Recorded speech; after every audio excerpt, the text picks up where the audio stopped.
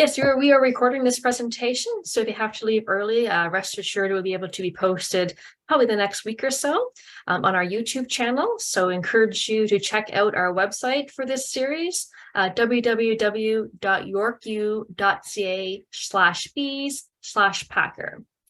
So my name is Victoria McPhail. I'm the coordinator of the Center for Bee Ecology, Evolution, Conservation, who is the co-host of this speaker series along with the Packer Lab. And so, yes, this is a monthly series. The last Wednesday of every month at 11 a.m. Eastern Time, we'll have a speaker about something to do with systematics, biogeography, and of course, bees. And that website I mentioned works for listening to all the upcoming talks. I want to start off today with a land acknowledgement, especially considering this Wednesday, no, sorry, today is Wednesday. Friday, I believe it is sort of national kind of Indigenous Reconciliation Day here in Canada. To recognize that many Indigenous nations have longstanding relationships with the territories upon which York University campuses are located that precede the establishment of York University. York University acknowledges its presence on the traditional territory of many Indigenous nations. The area known as Tikranto has been caretaken by the Anishinaabeg Nation, the Haudenosaunee Confederacy, the Huron-Wendat, and the Métis. It is now home to many Indigenous peoples. We acknowledge the current treaty holders, Mississaugas of the Credit First Nation. This territory is subject to the Dish with One Spoon Wampum Belt Covenant, which is an agreement to peacefully share and care for the Great Lakes region. I want you all to take a moment to pause and reflect as to where you are on this world and who the current caretakers of the land are and who were the caretakers there in the past. Who are the Indigenous nations or individuals, groups in the area that you now live in, or perhaps you conduct research in, or get your specimens from. This is a really good website, www.native-land.ca. It was initially a Canadian endeavor to, again, create this kind of linkage between the Indigenous nations and our current more Western boundaries, but they now expanded to this be a global initiative. So no matter where you are in the world, you can visit this website and learn more about the people who have shared this land in the past. I'm now going to turn it over to Lawrence Packer to introduce our speakers for today. Well, hello, everybody. Hopefully you can see me now, or maybe some of you would rather not see me, but that's the way it is. Okay, so I'm looking forward to this talk. I always look forward to these talks, best part of the month, really. But particularly this one, because it's on Lasioglossum, which is the group of bees I cut my entomological teeth on, as it were. So Jason Gibbs is an associate professor in Canada's only Department of Entomology.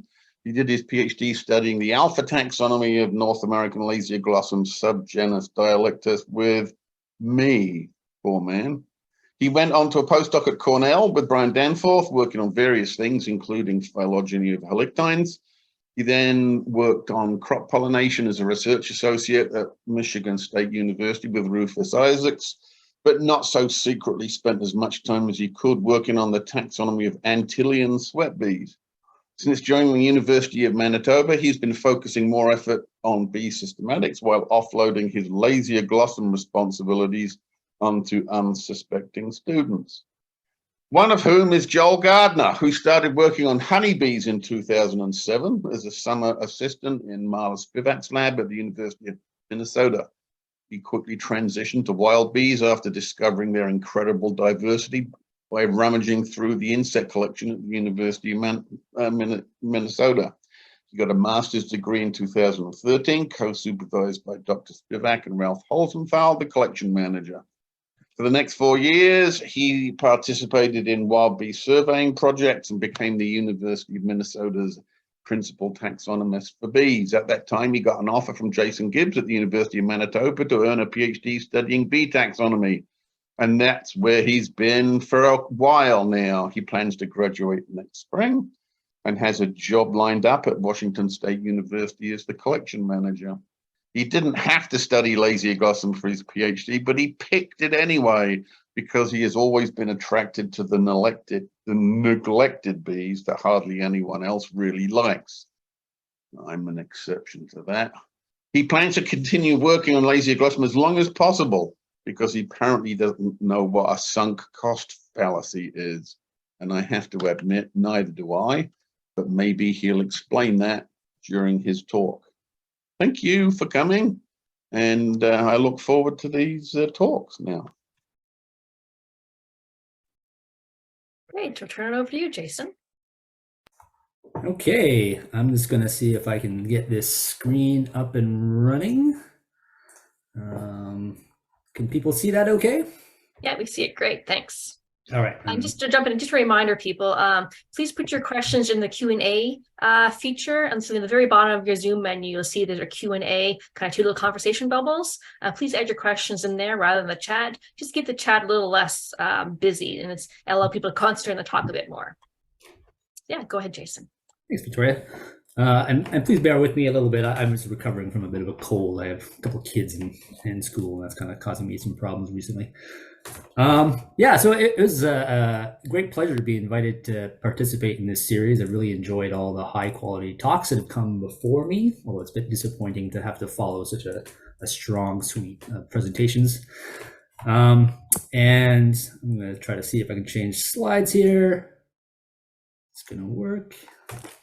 Okay, so I just wanted to start with a few acknowledgements.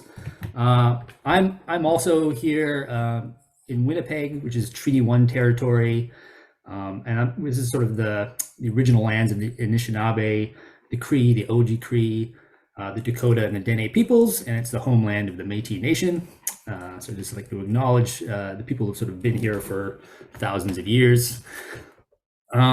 I'd also want to acknowledge just the vast number of people who have contributed to the research we're going to kind of present on over the years. There's been too many people who've contributed specimens or shared data or given their time to sort of help with some of this work, and so we really appreciate that. And I especially appreciate the people whose specimens I've had on loan for far too long. I haven't forgotten you, but so thank you for your patience. And I also want to just give a special shout out to Michael Brandstatter, because some of the work that we're going to present is sort of comes from his collaborative spirit with all the UCE work. He's been helping a lot of people in the bee community, and we're no exception. And I also want to thank the people who sort of got me into halictid systematics the most. So Lawrence Packer, who I did my PhD with, and then Brian Danforth, who sort of got me into the molecular phylogenetics world, doing some halictid phylogenetics. Okay, so one of the things I wanted to start talking about is why Lasioglossum are such a sort of an interesting group of bees. People sometimes think about them as this sort of troublesome group that they have to deal with because they keep finding them in their bee bowls. They're also this really interesting group from a social evolution perspective. So this is just a figure I stole from Cardinal and Danforth, showing different insect groups that have these sort of eusociality. Eusociality is actually a term that was originated by Suzanne Batcher for halictines. So it sort of starts with halictids. But it's the most recent origin of social behavior in insects is in the halictid bees. And so they have, as a result of that, they have this sort of complex, diverse groups that make groups of behavior that allow them to be a really ideal group for studying how social evolution is, social behavior evolves and is maintained. So even within a single sort of region, a bunch of similar looking Lasioglossum can have vastly different social behaviors. So this is just a plate of some faces from a paper that I did on Ebulias, Phacotogastra, and Hemihalictus, but this is a bunch of different social behaviors. So it's really hard to predict what a halictine is going to be doing in its nest, which is what makes them sort of an interesting group. At the extreme end, there's a species in Europe called Lasioglossum marginatum, which has it's a eusocial nest, but it's actually lasts 5 or 6 years. So they don't make reproductives until the 5th or 6th year of development, which is just a completely bizarre behavior that you don't see anywhere else in the bee world that I'm aware of. So a really interesting group. And beyond that, they also have originated or evolved brood parasites multiple times, more so than any other group of bees, I think. So there are, just within the genus Lasioglossum, there is at least a couple of origins of brood parasitism in North America. There's at least one in Africa, maybe more. There's a couple in sort of islands in Samoa and New Caledonia that we're aware of. So it's a really interesting group. And these are really rare bees. And for the most part, we don't really know what they're doing. Only one species has been kind of studied, Lasioglossum lionotus, and it's seems to be a social parasite that's sort of residing in the nests of its host, Lasioglossum imitatum. So a really interesting group if you want to know more about social behavior and how it evolves. And one of the interesting things about this was sort of worked out by Brian Danforth about 20 years ago, was that social behavior in this group is not a progressive thing. It doesn't start simple and sort of older lineages and then eventually sort of develop increasing complexity as it goes on. You actually get this sort of reversal to solitary behavior in different lineages. And indeed, many species of halictines are socially plastic. So even within a single population, you can have solitary nests, communal nests, or eusocial nests, which is another sort of interesting aspect of this group. Let's see. So Schwartz et al. In 2007 said that they were the most interesting bees from the perspective of social evolution. So if you want to know more about how social evolution works, you should study halictine bees. Xylocopines are also very interesting and often more convenient. In 2006, there was a study that suggested that there was 3 separate origins of social behavior, all sort of occurring around 20 million years ago. And when I was a postdoc with Brian, we sort of decided to revisit this idea, including more taxa within the phylogeny and more representatives of the different sort of groups of social behavior, and kind of reconstructing this a little bit differently using sort of model-based methods. So if you look at it from a parsimony kind of standpoint, it's kind of a 2 steps versus 3 steps reconstruction. Here I'm just focusing in on the halictines. I'm sort of ignoring the algochlorines for the time being.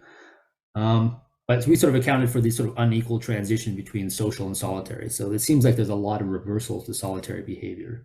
And so we wanted to allow the model to account for that. And we wanted to increase the amount of sort of diversity that was sort of sampled. And when we did that, we sort of found that there was a high probability that actually the common ancestor of Halictus and Lasioglossum was social.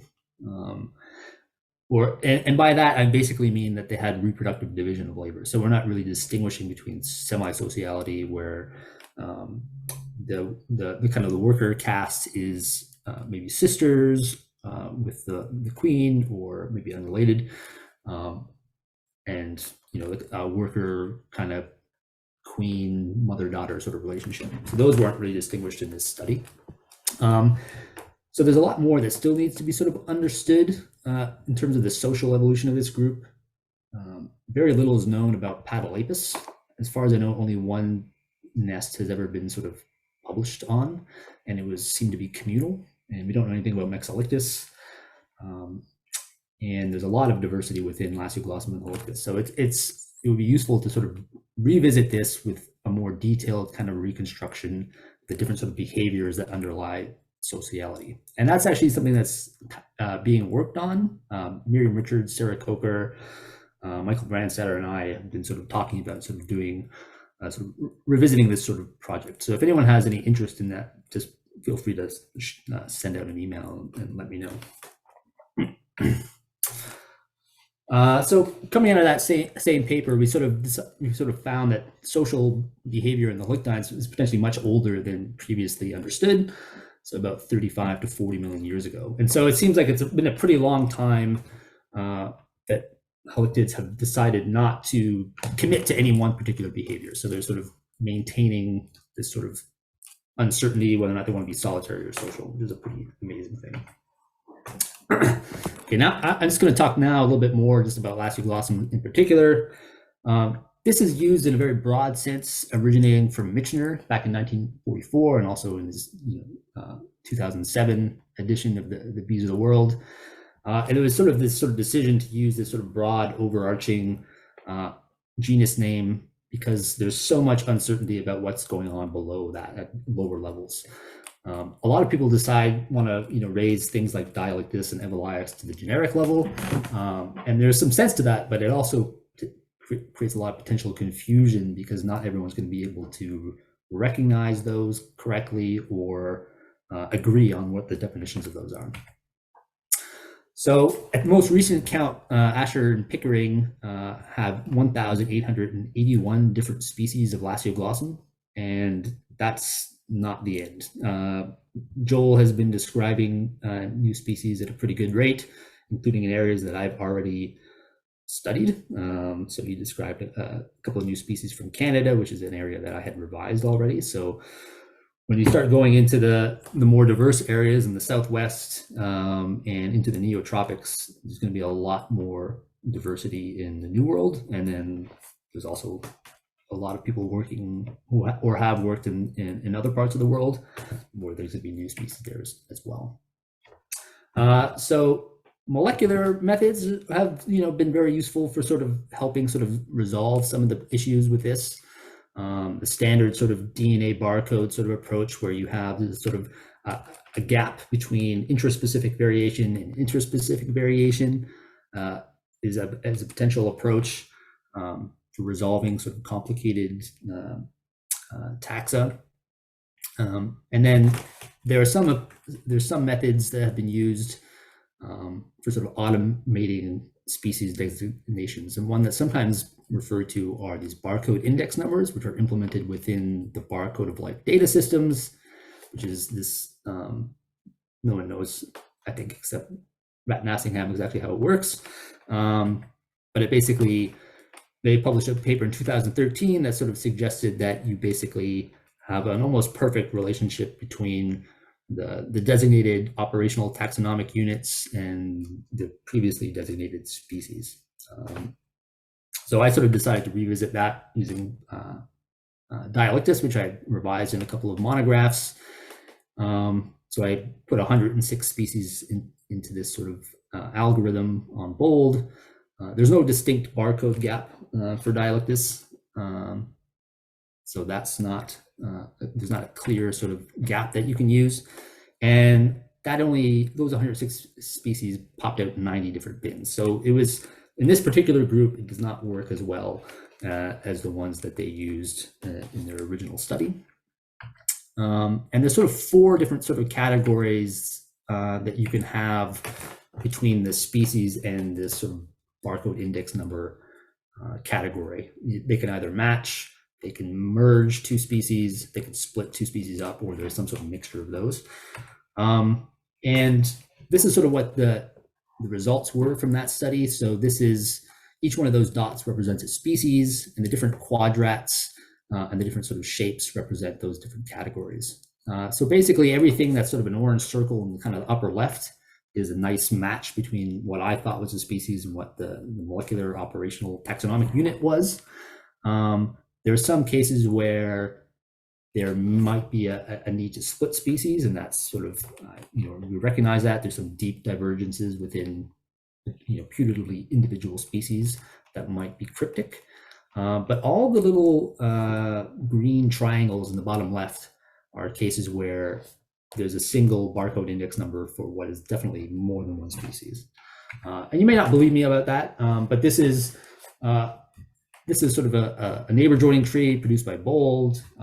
Included in that mess are 2 species that are sort of showed in the illustration. There's Atwoodi and Obscurum, and this is the Mesoepisternum. Obscurum is very smooth and distinctly punctate. Atwoodi is very rugose, and there's some other differences between them as well.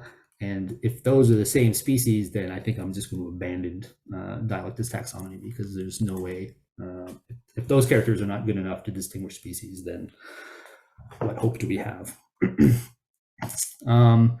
So one thing that I've been sort of trying to collaborate a little bit with Michael on is beginning to see whether or not we can use ultra-conserved elements to resolve some of these problematic taxa where the barcodes alone are not sufficient. And this is a preliminary tree that we included some of this problematic viridatum species complex.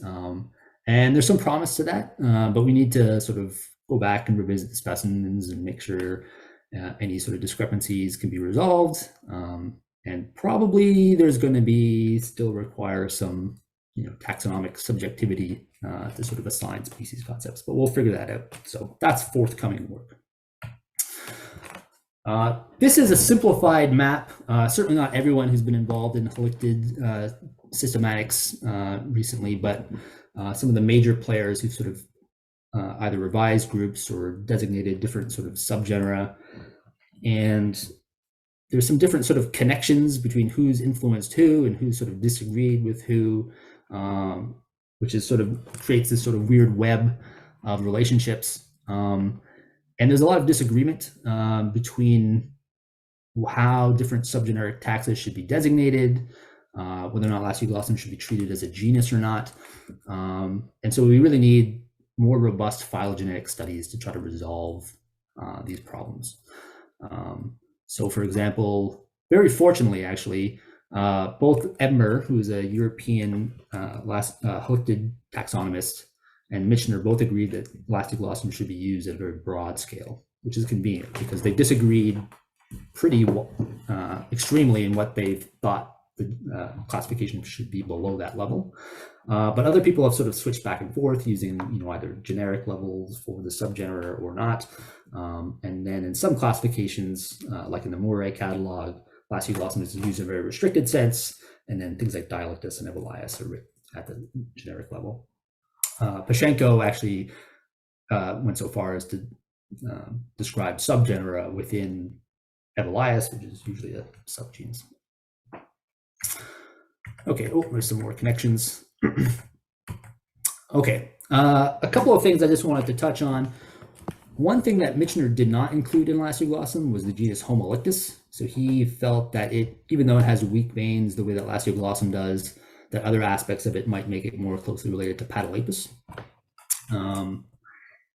But a few studies, starting with Danforth and G in 2001, and then our study in 2012, and then a more recent paper that came out using low coverage whole genome sequencing, have all shown that Homolictus is very well nested within Lasioglossum. So for anyone out there who still wants to use Homolictus as a genus, you can't really do that unless you want to raise all the subgenera of Lasioglossum up to genus level as well. One novel thing that was also found in that recent paper, I don't think that's the right year, but maybe I'm wrong. Time has no meaning these days. Oh, no, this is okay. But there are this interesting B. rostrohalictus, which is a Lasioglossum that occurs in sort of central kind of Asia, has this enormously elongate face. The male is incredibly extreme in that regard.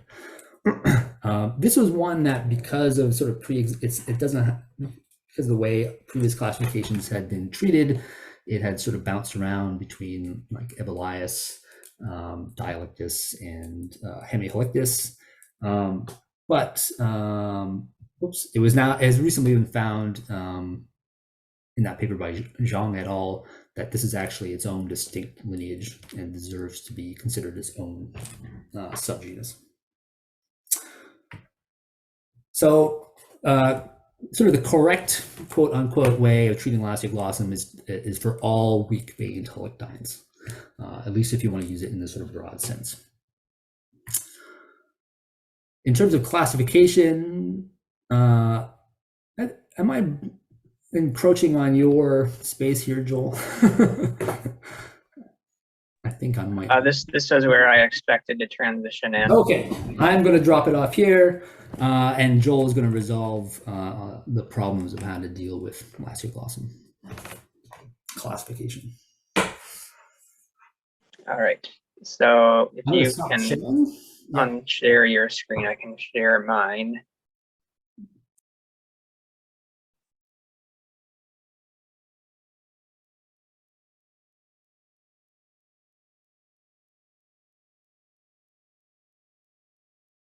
All right. Does that look good for everybody? Yeah, it looks good. We don't see you, but that's optional. if your bandwidth is better without a video, leave it off. Oh, Sometimes yes, they have issues. I forgot. I can turn my video on. Hang on. I need to stop screen sharing. There we go.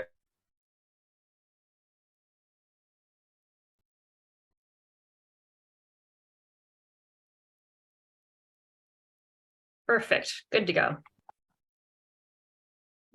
All right. So Jason talked about some of the problems that we face with Lasioglossum at the genus level and some of the species level problems that we face as well. And I'm just going to start by talking about some of the subgenus level problems that we face as far as some of the in-between level, like between species and genus level classification. So the big question is, with such a huge genus as Lasioglossum, how do we subdivide that? So to kind of put it into perspective, you can imagine if you have a pile of M&Ms, and then you have a picky 5-year-old who won't eat them unless you sort them first. And then imagine that you live with some eccentric M&M collector who threw in a bag of every single obscure limited edition flavor of M&M, even the popcorn one. And then for good measure, some joker mixed in a bunch of Skittles too. That pile is Lasioglossum, and none of the other scientists will eat it unless we taxonomists sort them into natural groups first. That's kind of the situation we're in. So do you do it by color, or do you sample some of them and try to sort them by taste? So we've got 82 genus group names in Lasioglossum right now, and it's somewhere between 20 and 60 of those will be valid, depending on who you're talking to and what time period they are working in. The most recent classification, which is Asher and Pickering, which you probably know better as the Discover Life website. The classification they use on there has 28 subgenera. And then Jason also talked about Lasioglossum in the broad sense as an umbrella genus. So that's like one option. Then the other option is you can raise all of these subgenera to genus level. So is it one genus or is it many genera? There's lots of different ways to look at this. And the way that we have to sort it out, it's just too big of a problem to sort of do subjectively, just looking at specimens. So we need phylogenetic studies to sort these into natural groups that make the most sense. So here's an excerpt from the most recent phylogeny that was published, which Asher and Pickering is based on this here. And even in this tree, you can see that there are some problems. So under traditional concepts, if you don't look at phylogeny, if you just look at the specimens, you have right here what looks like a hemihelictis. You have a bee that what looks like a dialectus, and in fact, it has traditionally been included in dialectus. And then you also have what looks like a Sphacotogastra. And they all come out in this same clade, sister to Evoleus in the strict sense. So it's kind of like almost setting up for a joke here, where a hemihelictis, a dialectus, and a Sphacotogastra walk into a bar, to which the punchline might be something like the bartender saying, "I need you to behave or Evie leave us."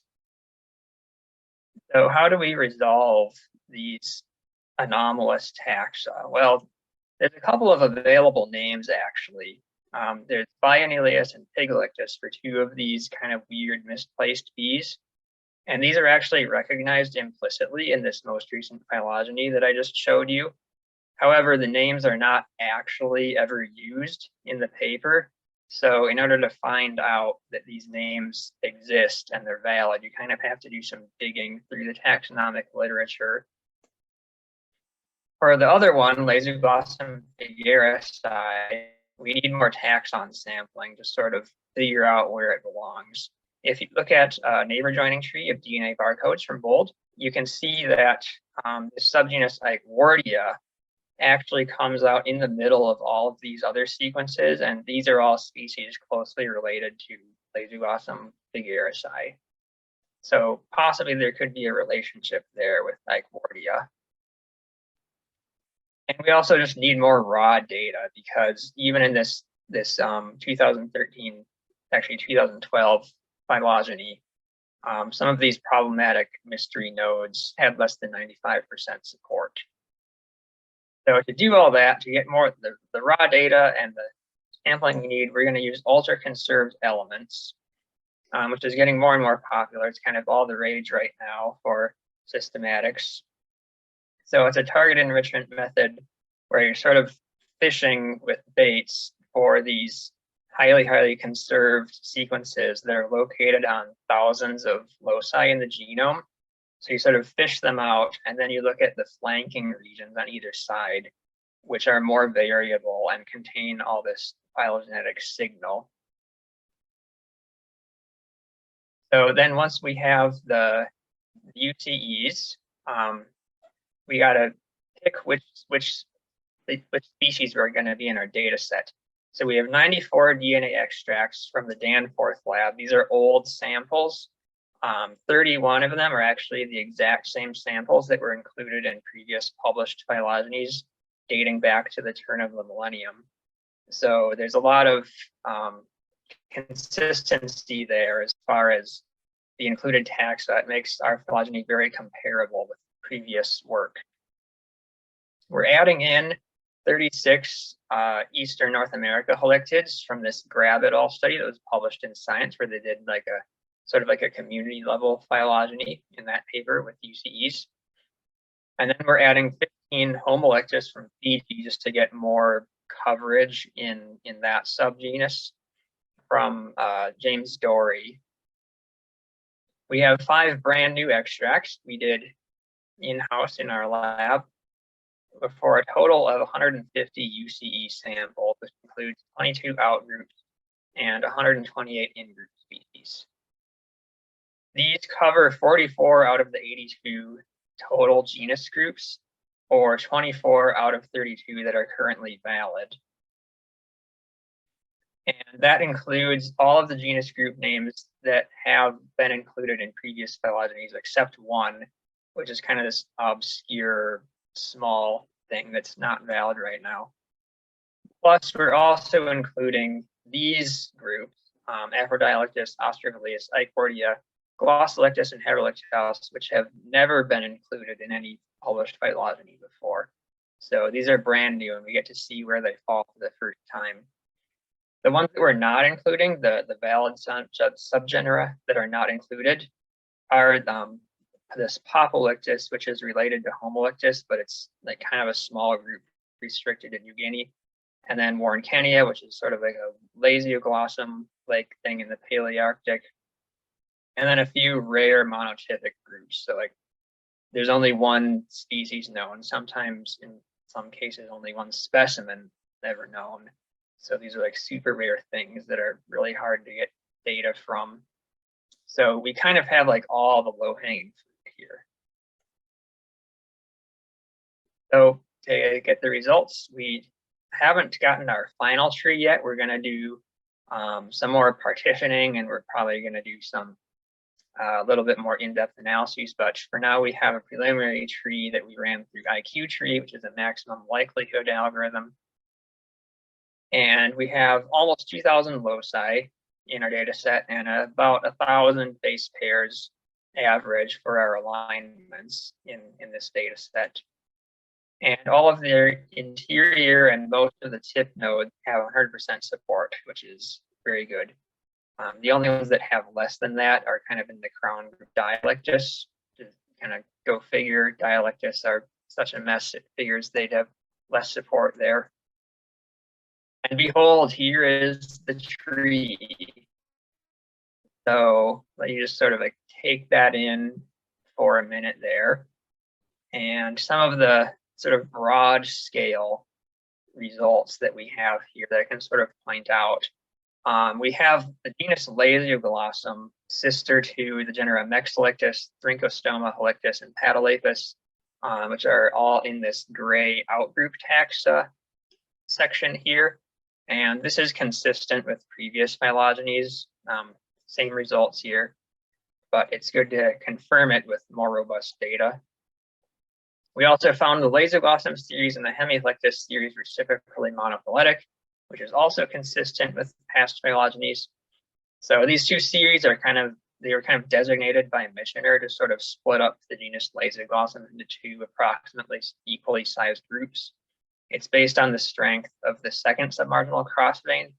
So Lasioglossum, as Jason mentioned, all of them have the third crossvein weakened, and some of them have the second one weakened as well. Those are the Hemihelictis series. So if you look at, it's pretty easy to see if you look like right here, where Homoelictus is on this sort of long branch, that split right there is what separates the Lasioglossum series and the Lasioglossum series and the Hemihelictis series. So they're pretty clearly reciprocally monophyletic. We have a total of 25 subgenera in this tree that we were. 19 of those are either monophyletic or they're monotypic, and there's no further changes needed in our study, including Rostrohelictis right here. So that confirms the Zhang et al. Study that Jason just talked about. But as for the ones that do need changes, I'm just going to quick zoom in on Hemihelictis here. So this is the Hemihelictis clade, and right here is Lasioglossum lustrans, the type species of that subgenus. There's kind of a nondescript, kind of plain black bee. Really the only thing remarkable about it is that it only has 2 submarginal cells in the forewing.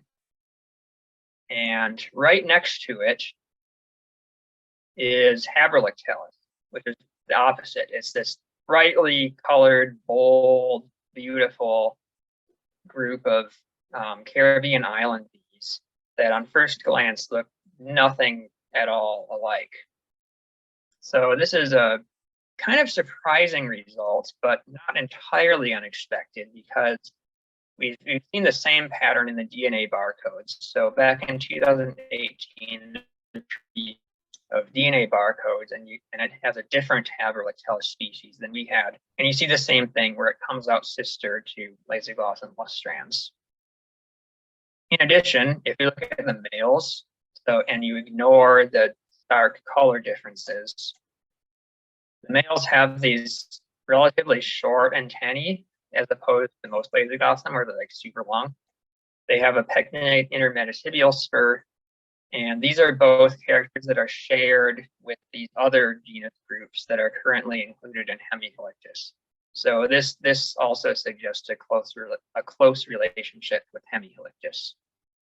In addition, both sexes often have 2 submarginal cells in the forewing instead of 3, which is shared with, again, it's shared with Lasioglossum lustrans, the type species.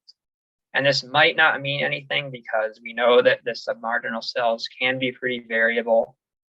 There are a lot of Dialectus species that can have 2 or 3 in the same species. So it's not entirely reliable, but it's kind of interesting. So that was kind of a more simple case of just syncing a subgenus into another one.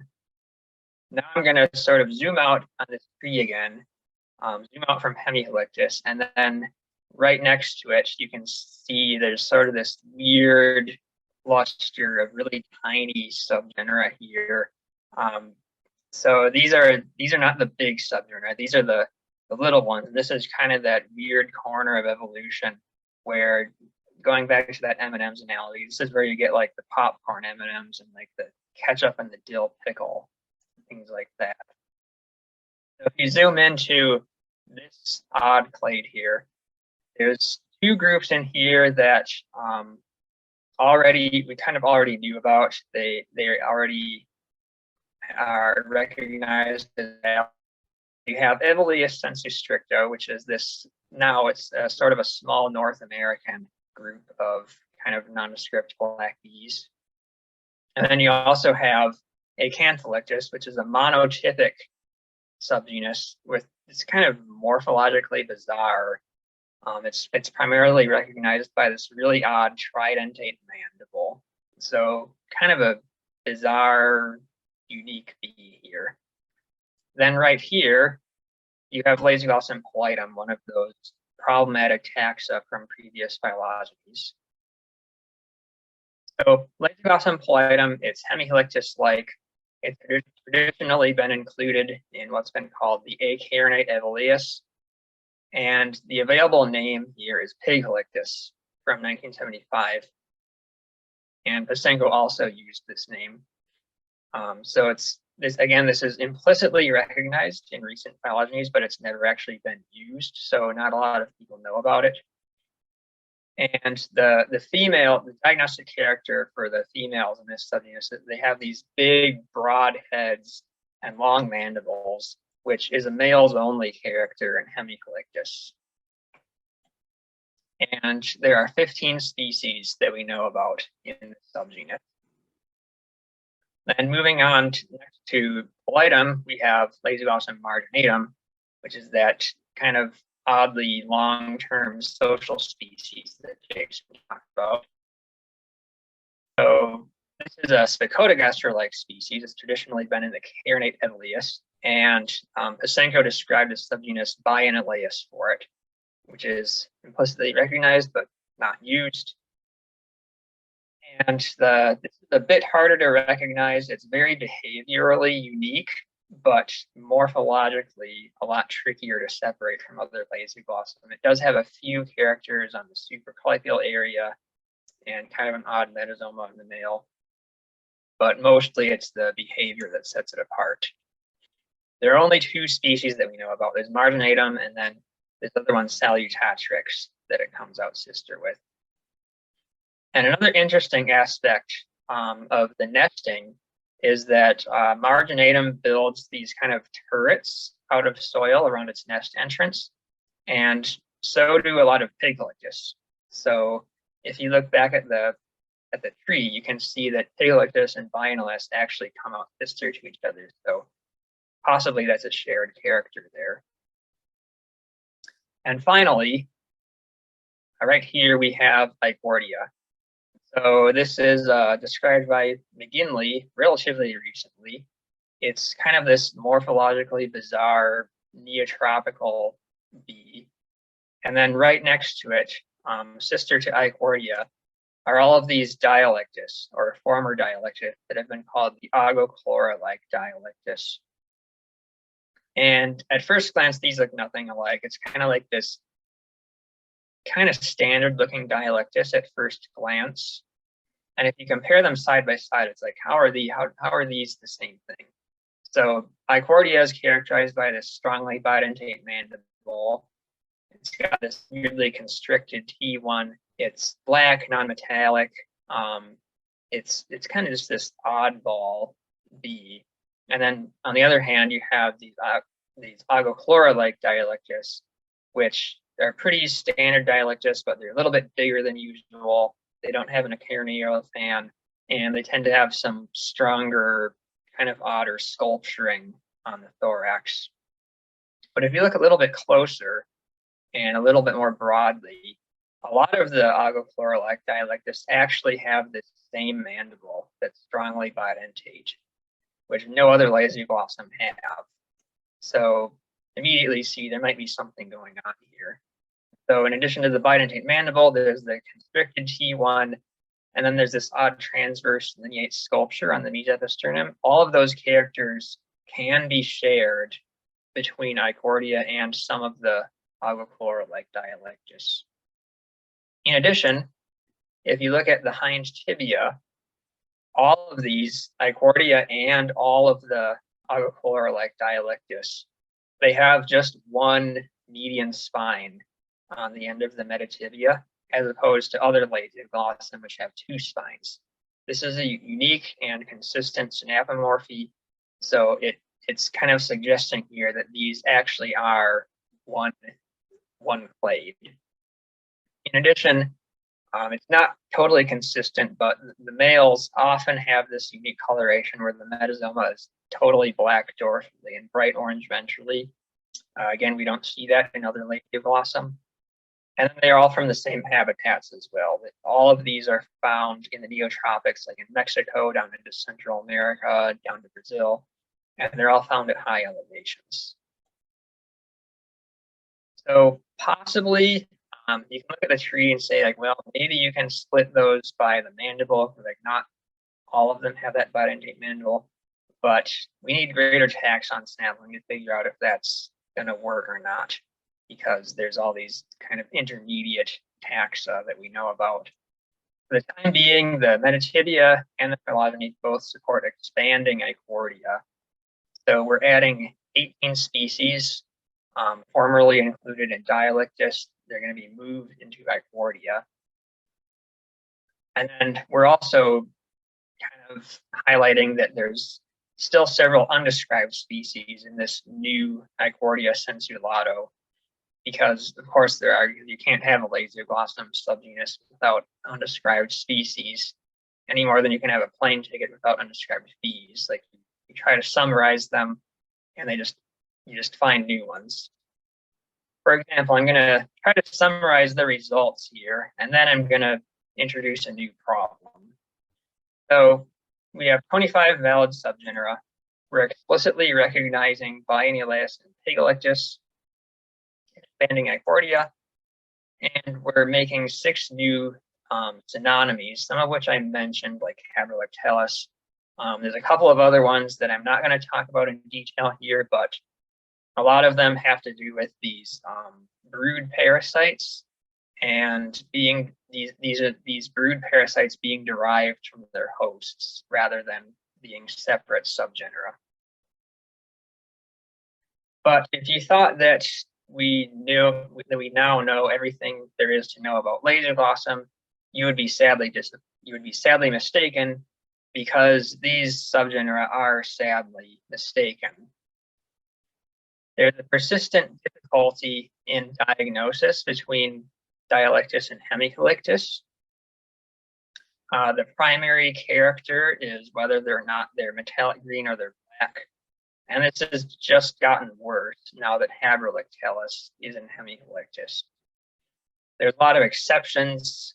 These are not new. We've kind of known about them already. So there's Afrodialectus, and there's a couple of other Dialectus that are largely black. Like you can see over here, yep, that's a black bee. But if you look really closely, well, maybe it's a little bit metallic. So the diagnosis sort of still works.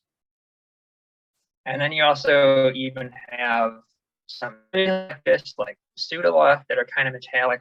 And there's even a Sarcotogastra that we know about that's kind of metallic. So this diagnosis usually works, but there's some cases where it kind of breaks down. So this is the tree that we have right now. This is the current classification. And if you just look at the phylogeny, it makes sense. You have these pretty well-defined clades here. But we're proposing some alternate classifications that might make more sense to use in the future. So the first option that could be considered is just merge them, just put everything in Hemicalictus, the metallic and the non-metallic. Michener did this in the Bees of the World, except he used Dialectus instead of Hemicalictus. So this is one option. The other option is you can look more closely at Dialectus. And when you do that, you can notice that right here, this plate here, all of these species past this star, those are all New World species within a carinarial fan, which is kind of like this oppressed fan of hairs on T1 that they use for carrying symbiotic mites.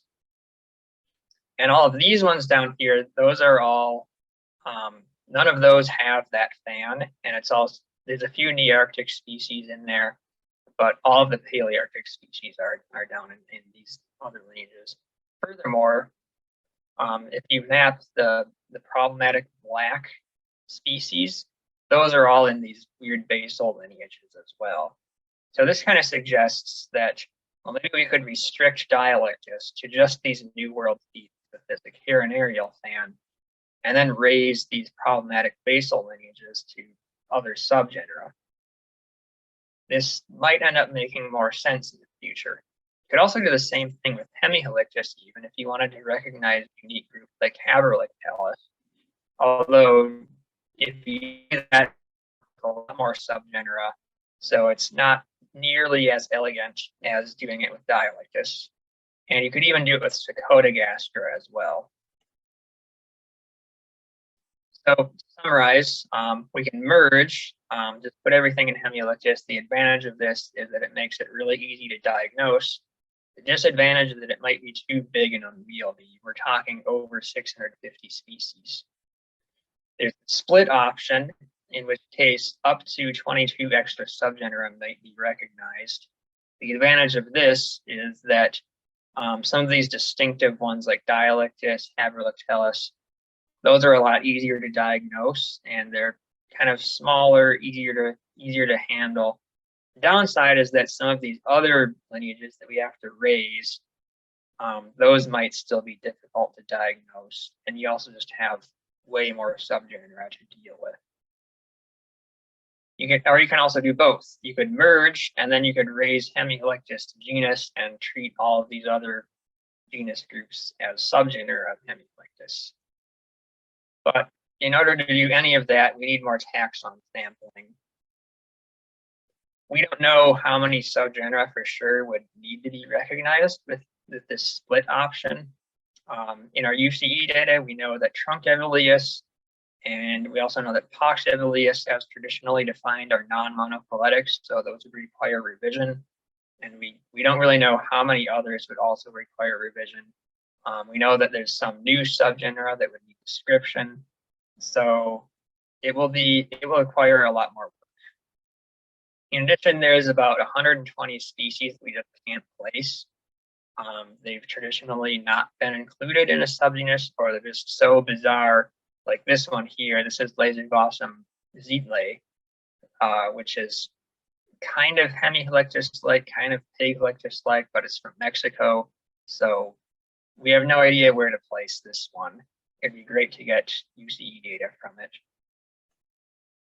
And then there's also problematic taxa that are not in our data set, but if you look at the DNA barcodes, there's some things that look like Dialectus, but they come out in Hemihelictis and vice versa. So we're not really sure what the deal is with these, whether these would contradict the current classification or if they would reinforce it. So we need to sample these more.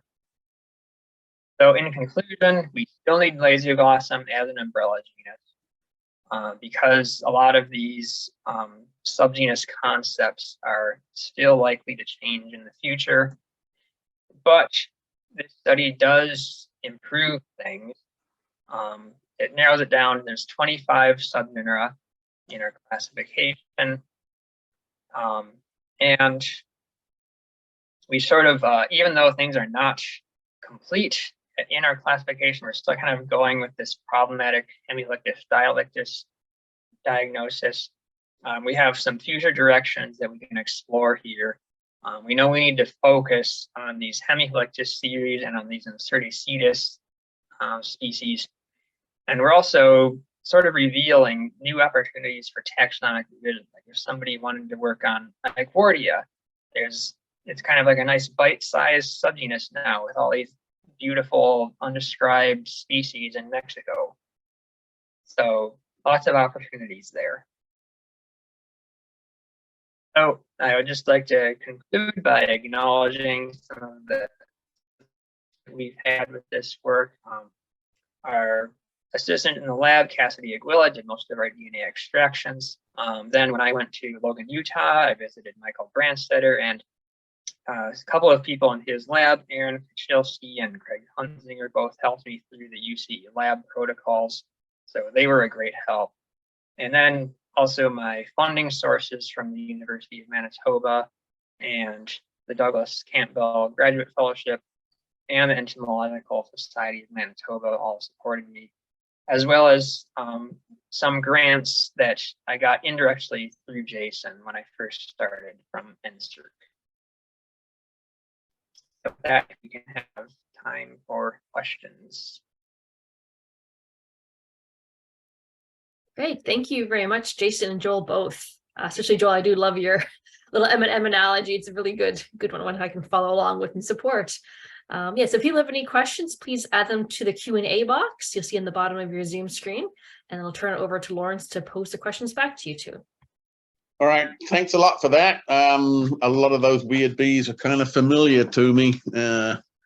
Acantholyctus is a pretty cool one, that's for sure. I got a sneaking suspicion it nests in wood. Has anybody found nests of it? Do you know? I'm not aware of it, but I wouldn't be surprised that there are more things nesting in wood that we suspect. Right. Okay, same with Iquortia, maybe. The mandible looks a little bit like. Okay, so John Asher asked, why not recognize the Hemihelictus series, all weak vein taxa, as a genus Hemihelictus distinct from the strong vein subgenera, which can remain as Lasioglossum. And Joel is typing an answer. That was one of the options that I think he mentioned. Yeah, I started typing. Good to see you, John. I think my default response for that is if there's a way to identify the males reliably, then I think that would be a really good way to go. But oftentimes males, that's second, that first, what was it, the second cross vein, well, first cross, whatever, R1SM is often not very weak. And so I think you'd probably have a lot of difficulty diagnosing males properly. That's kind of a, but certainly ultimately breaking it up is probably a sensible thing to do. But the last thing we need is a whole bunch of generic level taxa that nobody can identify without sending the specimens to you. Yeah, I think the thing right now, I mean, some people recognize things that, and people have done this at various points of recognizing Dialectus or Evelis at this subgeneric level, and it works regionally. But it'll be the same problem that people have with bees, where you have to identify it to genus to figure out what family it is. You'll have to identify it to species to figure out what genus it is. So, you can identify bees to family as long as you got a good tongue sticking out. Yeah. Well, yes, exactly. So yeah, it also ties into like the Lasioglossum as an umbrella genus idea, like keeping them all in Lasioglossum for now. And then like we kind of want to wait until we have a really complete understanding of the relationships before we start raising more things to genus level, because all that could change in a heartbeat with new data.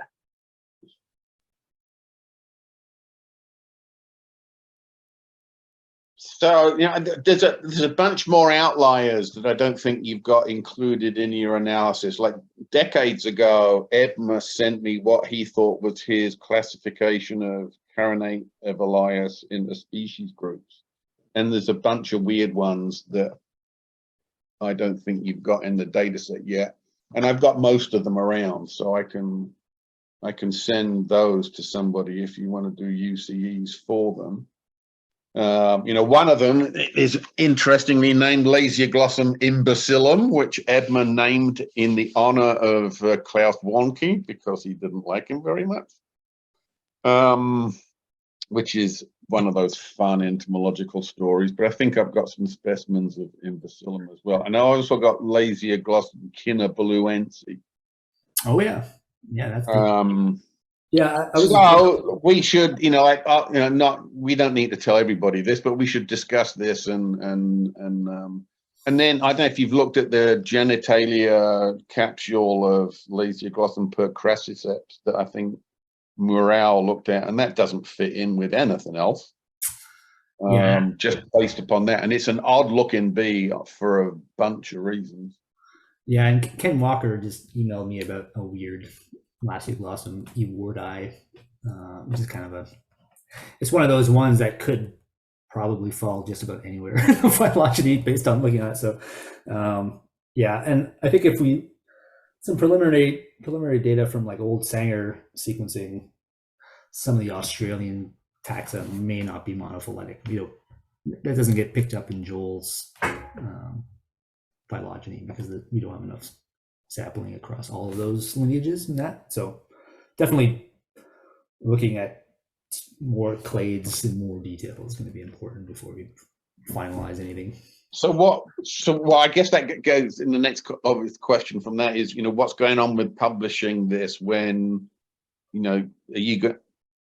So if the classification is going to change when people send you all these oddballs that you need, are you going to publish an interim one? I think I got that question. So I think Joel, whenever this phylogeny comes out, Joel will have a revised classification that goes along with it. It's not too different from what some people are using. I don't think there's a standard Lasioglossum subgenera classification that is universally applied now anyway. Well, that's the trouble, isn't it? So, which is one of the reasons why having an umbrella genus is so useful. Ooh, yeah, sweet. I'm looking at the chats too, and people are reporting cool things. So yeah, we're always, we'll keep trying to run more UCE samples for Lasioglossum in the foreseeable future. So if people have interesting specimens that they want to contribute to that, we'll certainly be interested in taking them. But yeah. Just jumping in here for a moment. I have seen a few people commenting in the chat box. Please add your questions or comments to the Q&A feature. One question has come up a couple times about how to identify all these bees. Do you have any good lists of keys or identification papers? Perhaps you can give us a list we can send out to people. Joel and Jason, I know you guys are basically creating new keys now, but is anything existing currently that you recommend people to use?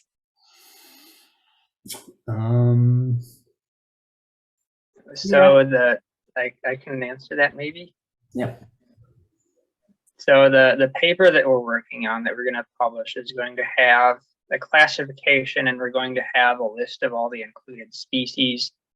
But keys are kind of like beyond our scope a little bit because there's a lot of rare things that we actually haven't seen ourselves. So it's kind of hard to come up with keys. But we do know that I don't know. Can I talk about Engel, Jason, and what he's doing? I don't know. Well, there might be. We're kind of working on it on the side, like updates to some keys. Yeah, so I think it's probably going to be a regional kind of thing. So I mean, I think Michener, you can sort of apply Michener, but then you have to kind of interpret that in light of the phylogeny. So there'll be a new one for North America that comes up. There's a revised version of the Michener, McGinley, and Danforth key that Brian Danforth is leading, and that'll have a revised key to subgenera for North America. So basically Panama upwards, which would still work, I think, pretty much for South America. You just have to delete things that you don't need, and then I think things like works by Ebmer and Pashenko would be where I would go for Palearctic species, and then Polly's papers for Africa, and then Australia is fairly well worked up by Ken Walker. There's a great website, Paddle, Padil, in Australia that has images and resources for those. Yeah, we're gonna start with the classification and then start like the keys are coming, not right away, but they'll come.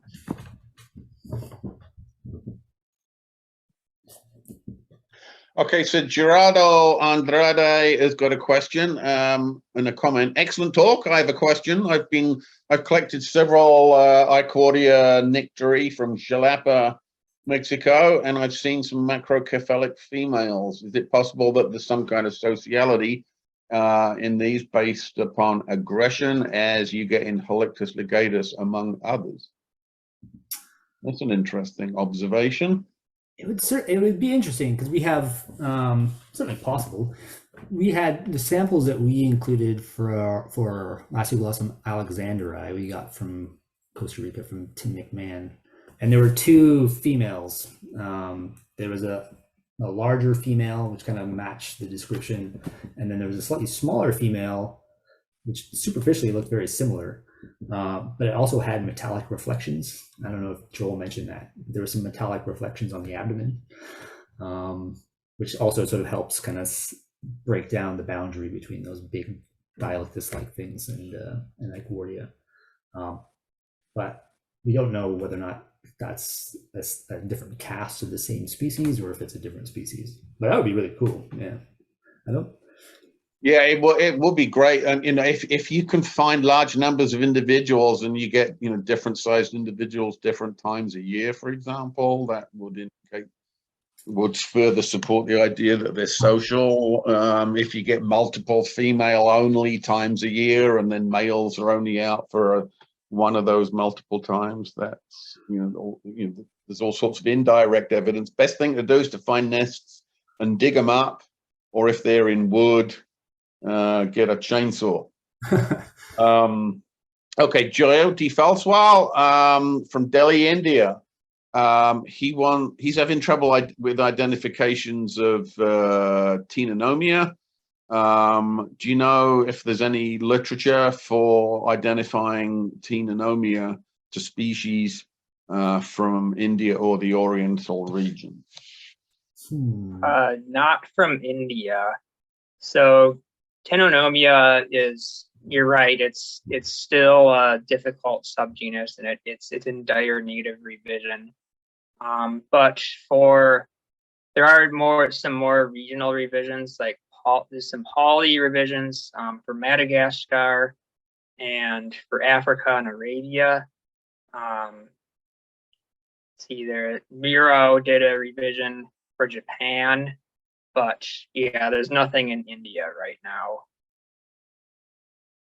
Well, I got a load of things that look like Taxonomia from Thailand, from Mike Sharkey's Malaise traps, and I could send you a smattering of the diversity found in that if you want to include that in your. Who should I send them to? Like Jason or Joel? I think if you send them here, it'd probably be better. I mean, it might not matter. I mean, Joel's going to where Washington State, where Silas is, so so it's hard to say who's better. But for sure, my lab will keep plugging away slowly at this kind of stuff. But well, if you need a plate's worth, I reckon I could easily sort out at least half a plate's worth, and then there's Ken who's been offering you a Lasioglossum uata. Yeah. From John Asher, any tips on how to recognize generally the carinate, in quotes, acarinate hemihelicta species, such as L. pectorale? I mean, I always think those really strongly rugose ones that look like they're carinate but are not is an illusion. They're actually. The carina actually don't. The carina that you're typically looking at don't actually extend all the way per se. They just become merged with other rugose sculpturing. But yeah, so in the situation where if it looks carinate but it's really coarsely sculptured, it's probably a hemihelictus. Yeah, there's so many oddballs in this group. Yeah. Working out the characters for them is going to be a real. There's an anonymous attendee who asks, for those of us hacks that are working with bee community data, what's the best way to handle Lasioglossum? Is there any value in barcoding some? Should we leave them at genus or subgenus, morphospecies? I feel like I've seen pretty much everything in the literature. And some of the, I'm going to comment, a lot of the vague classifications you see is just because people are lazy. But Jason and Joel, what would be your advice? This is a bad thing for me to say publicly, but I'm not sure I've ever turned anyone down outright for help. I don't necessarily have the capacity to look at 10,000 dialectics from every person's study, but if you send me 50 specimens of your morpho species, I'll probably identify them to species as best I can for you. I think more barcode data is even if it doesn't always work, I think the more data there is, that's good. So I wouldn't. Yeah, go ahead, Joel. I was going to say that, I mean, the barcode data actually does work in a lot of cases. It's just like certain species groups, like the Viridiotum complex, where it doesn't work. Right. Yeah, and so I think any community ecology study going down as low as you possibly can is going to be better. It'll make your results better. And even if you just have SPA1 for a period, eventually someone can hopefully go back and figure out what that was. But as I say, if you can get just SPA 1, 2, 3, 4, 27, if you're in North America, I might be able to help you figure out what those are. If you're somewhere else, you'll have to find someone more local, probably. Guess it depends where the anonymous attendee is from. Okay, Yeah. Are there any more questions?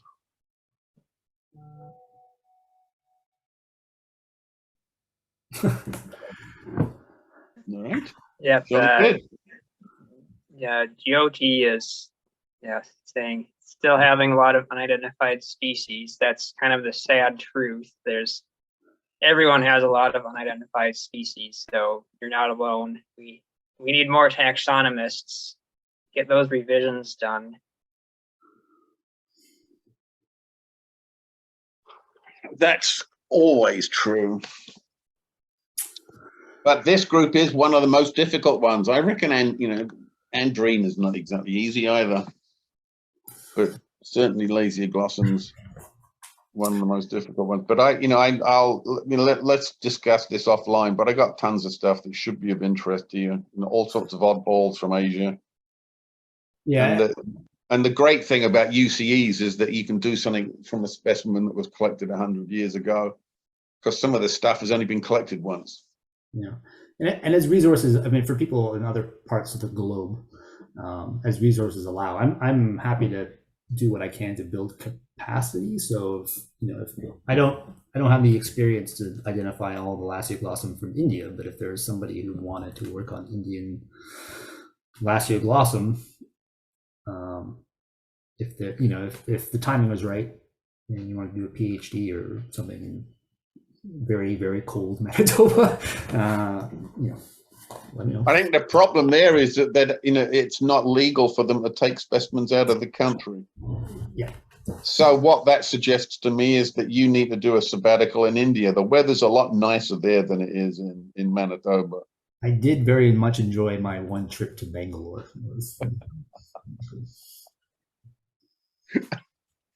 Okay, any more questions? They have a student from Sri Lanka in the lab right now, so maybe if he goes back there, he can work on the Taxonomy.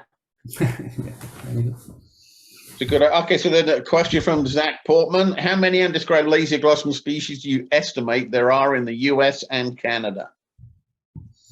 100, 200. I don't know. Any advances on 200? 200 going. I think it's not more than 200. Not more than 100. Sorry, I didn't not quite more than 200. It might be more than 100. More than 100, but not more than 200. I didn't quite catch that. It might be more than 100. All right. Well, you got plenty of work to do, so we better stop this so you can get back to it. Thanks for the invite. That was fun. You're more than welcome. And people don't need to wait to be invited to give a talk. Although I've actually got quite a long way through into next year. There's, I don't think we've got anybody scheduled for after either May or June. So if you want to give a talk in the second half of next year, just let me know. Okay. Great. So yes, I'll just jump in here with upcoming reminders. So yes, thank you all for joining us today. As I mentioned at the start of our talk, this is a monthly series about bee biogeography and systematics. So if you like that type of thing, join us every Wednesday, the last of the month at 11 a.m. Check out the website yorku.ca/bees/packer for your opportunity to register for the next talks. If you are interested in bees in general, well, first off, the next talk is October 26th, Phylogeny, Ecology, and Biogeography of the Melidid bees, coming from Dr. Dennis Miches from Belgium. So tune in for that one, and the registration link's up already. And if you are interested in bees, we are having a global bee conference next month, October 13th and 14th. It's hybrid this year, so the opportunity to join, again, globally, no matter where you are, both locally and globally. We have 6 different continents represented. We're missing Antarctica, but everyone else has a representative who are going to be presenting. So free registration, but it ends this Friday. So please register by this Friday. You also have the opportunity to join in person this year if you are in Southern Ontario or want to travel to Southern Ontario for the Friday presentation. There's a schedule now online, which was posted yesterday, so I encourage you to check that out. yorku.ca/bees/beacon-2022. And that's it for us for today. So again, thank you all for joining us. Thanks to Jason and Joel for the presentation, and look forward to seeing you next month. Okay, thanks for everybody for coming. Thanks, Jason and Joel, for a fascinating talk. And I look forward to seeing more work coming out from both of you two as soon as possible. All right, bye for now, everybody.